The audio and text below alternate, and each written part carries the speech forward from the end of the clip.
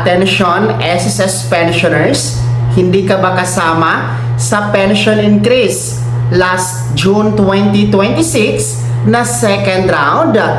Well, huwag mag-alala dahil meron pang kasunod. Kailan nga ba ito magaganap? Ating pag-uusapan sa episode na ito. Hello mga ka-vlogs! Welcome sa aking YouTube channel at welcome po sa ating official Facebook page. Saan ka man nanonood? Kumusta? Well, ating pag-uusapan mga pensyonado ng SSS, no? Kasi marami ang mga nagtatanong kung bakit hindi sila kasama last pension increase schedule last June 2026 at kailan nga ba ang kasunod nito. Well, kung hindi ka nga po kasama at hindi kasali sa naganap na pension increase last June 2026, huwag mag-alala ha, kasi meron pa naman tayong kasunod na schedule na dapat nyo pong aabangan at siya kasama na kayo. Well, una sa lahat, ang pinag-uusapan natin na pension increase ay sa ilalim po ng SSS Pension Reform Program. Ano ba ang Pension Reform Program? Ito po ay 3 taon na pension increase na programa ng SSS na naglalayong magbigay ng taunang dagdag pensyon.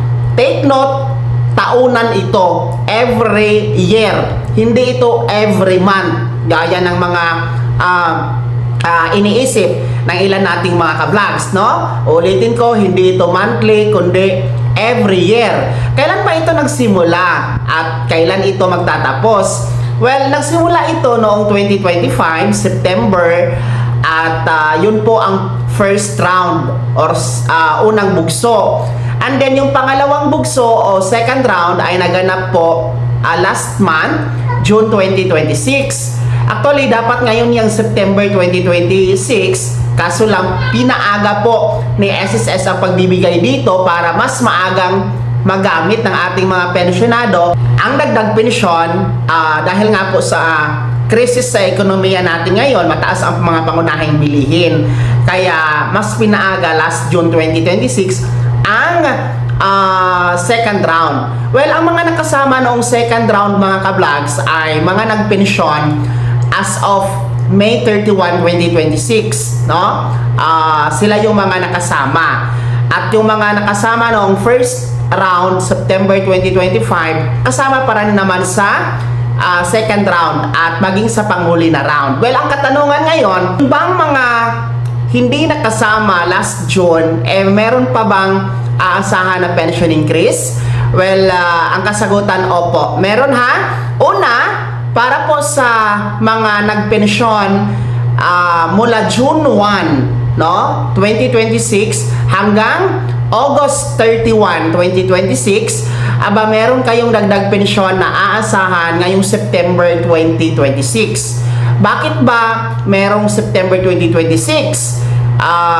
Kasi nga dati, kanina binanggit natin na pinaaga na nga ito noong last month, June 2026. Dahil nga original po ang September 2026 talaga. Kaso lang, hindi nakasama yung mga meron ng dagdag pensyon last June 2026, no? Para maging patas lang sa mga magpe-pensyon o nagpensyon simula June 1 hanggang August 31, 2026, sila lang po yung magkakaroon ng dagdag pensyon ngayong September 2026. Ayan ha? And then, wag pa rin kayo mag-alala kasi lahat makakasama sa pangatlo at final round ng pension increase under the Pension Reform Program. Kailan ba ito magaganap? Ito po ay mangyayari sa September 2027. Next year po. Doon lahat na talaga, no? As long as you are a pensioner on or before August 30 or 31, kung may 31 ba ang August 2027, kasama na kayo sa pangatlo at huli na round, September 2027, sa inyong dagdag pensyon. Okay? So, magkano ba ang dagdag pensyon na makukuha? Well, para po sa ating mga retiree and disability pensioners, meron po kayong 10% pension increase. Then para sa ating mga survivor pensioners, meron kayong 5% pension increase. So by percentage kasi ito, naka-bracket. So depende po sa pension amount na inyong nakukuha monthly, i-times nyo lamang po sa 10% kung kayo ay retiree or disability pensioners, or i-times sa 5% kung kayo ay survivor pensioners. Ang resulta, yun po ang inyong dagdag pensyon, okay? So ayan po ang ating pension increase na aasahan ha. Bago po bababa yan sa pwesto si Pangulong Bongbong Marcos by 2028. Kaya naman, mga pensionado ni SSS, ano po yung komento at reaksyon sa balitang ito?